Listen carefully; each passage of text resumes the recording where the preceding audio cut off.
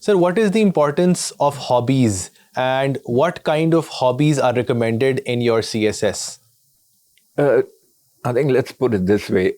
Hobbies, if you take it in a broader sense, they provide a window to your personality and to the kind of a person that you are.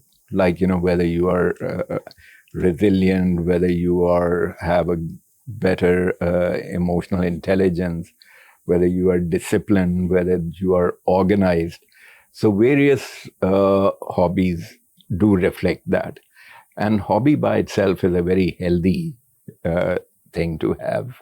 Even normally, even if you're not a candidate for the civil services. And hobbies, there are different hobbies, which anybody can have, like from stamp collection to watching movies, making documentaries, writing, making, blogs. So all of these are various hobbies which can be listed. And like, I'll give you an example. For example, if somebody's writing a blog, that means he is intellectually curious, which is really important, intellectual curiosity. Then that he is continuously involved in learning and so on. Similarly, if somebody is involved in physical activity, going for gyms or running or in a sport, then it would reflect his perseverance, his discipline, his, or by his, I mean his or her. And all these, this would be included in that. But one thing which I would like to flag here, whenever you are listing your hobby in your introductory forms, you should be very clear that you are actually involved in that. Be honest to yourself, and you know something about that particular hobby. Don't just write it for the sake of it. Not for the sake of writing, because the likelihood is that any member of the panel might pick it up and ask a number of follow-up questions on it. There can be multi-layered questions. And if you don't know about something, then you're likely to be cornered and end up in an embarrassing situation. The other thing is, when you are writing a hobby, for example, you write that I like listening to music. Excellent.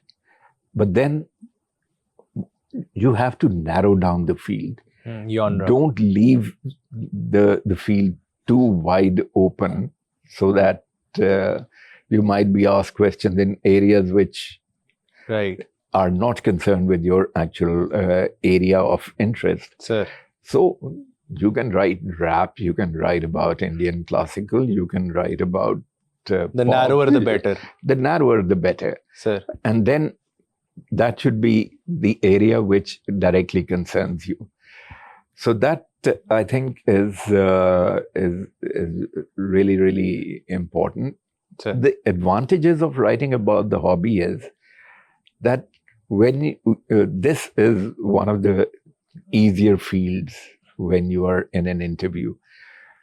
And this gives you an opportunity to talk about an area which is your own strength. And you can maybe steer the interview in a particular direction that you want.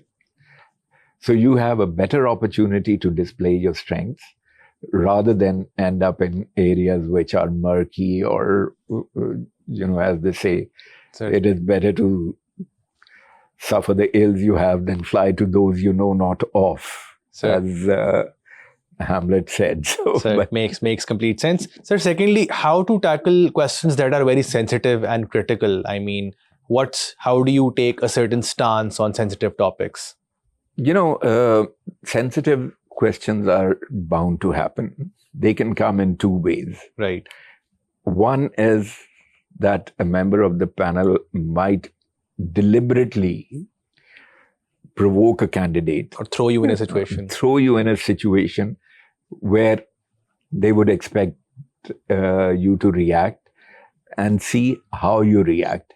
And that is your giveaway when you're conducting that interview. And those kind of provocations can come in any form. They might be preposterous.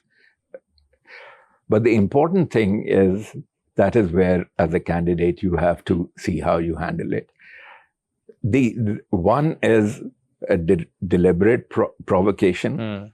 The other is putting you in a situation or expecting you to react on a highly controversial issue, which nationally or internationally might have two sides to it.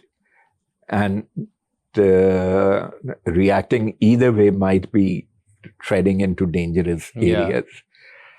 So in that respect, what I would recommend, based on my experience, Neutrality. One is, first thing, most important, stay calm. Right. Don't react immediately. Second, have a balanced approach and take a neutral stance. Third is that when you're answering to every question or a situation that is posed, there is a context. Take your time, establish a context to that question, and then start answering. The next important thing for you to look out is, don't let your own biases overshadow your analysis. Give both sides of the picture.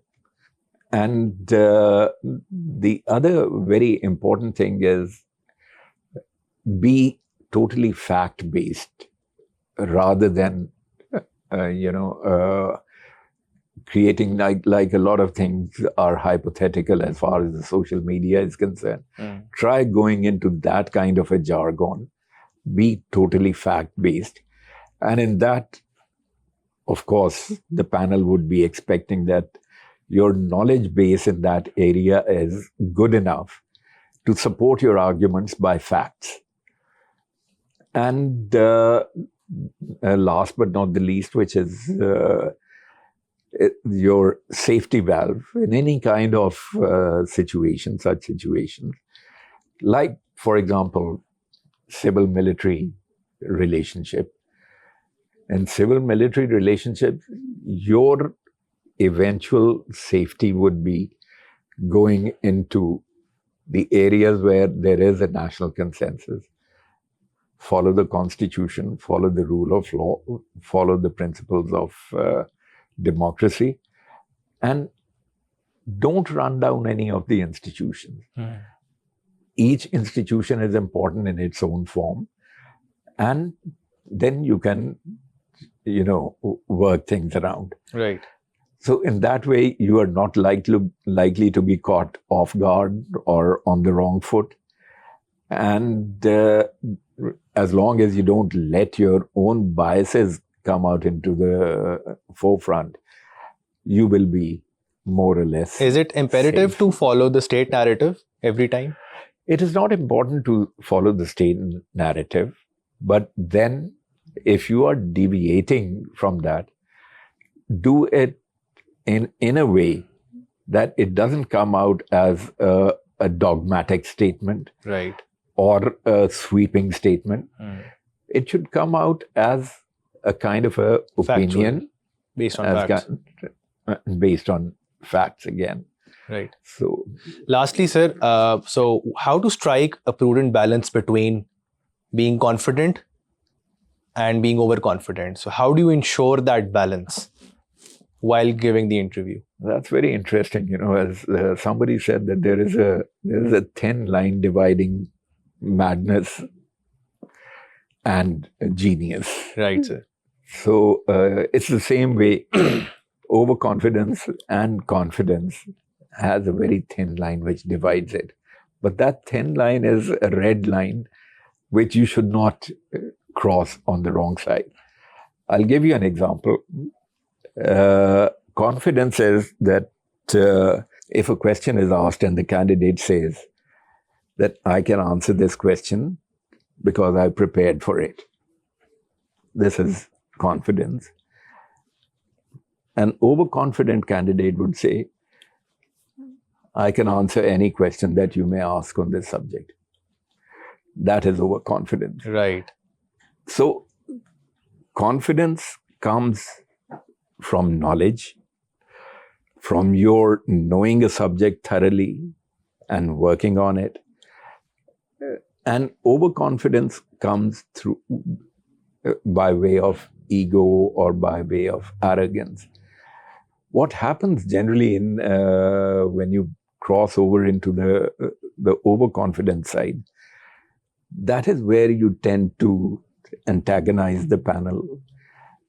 You become irritating and you become argumentative, which is the last thing that a candidate should do. Right. Because you should be ready to accept your mistake, acknowledge it, and acknowledge it gracefully, rather than telling the panel that, okay, I agree with you if you say so. That is not a good way to handle it. Sir. So it has to be done with a grace, humility, and I would say with respect to the panel. And these things like arrogance and things which basically emanate from. And the one thing which I'd like to flag is that overconfidence not only comes from the way you speak or the way or the subject matter as you convey it, it also comes from your body language. You sit like this and you are trying to intimidate the panel. Then automatically, the panel will not be intimidated, but it'll all be going against you in that respect. So one important thing is to avoid overconfidence.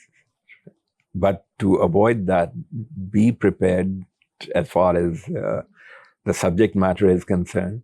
Try and be humble as much as possible. Be respectful.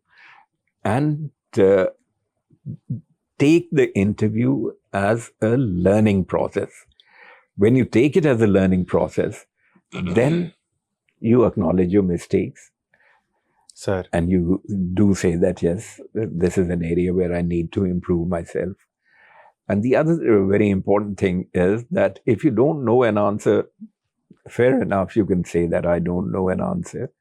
With the permission of the panel, probably you can take an informed guess. But never, ever try to bluff.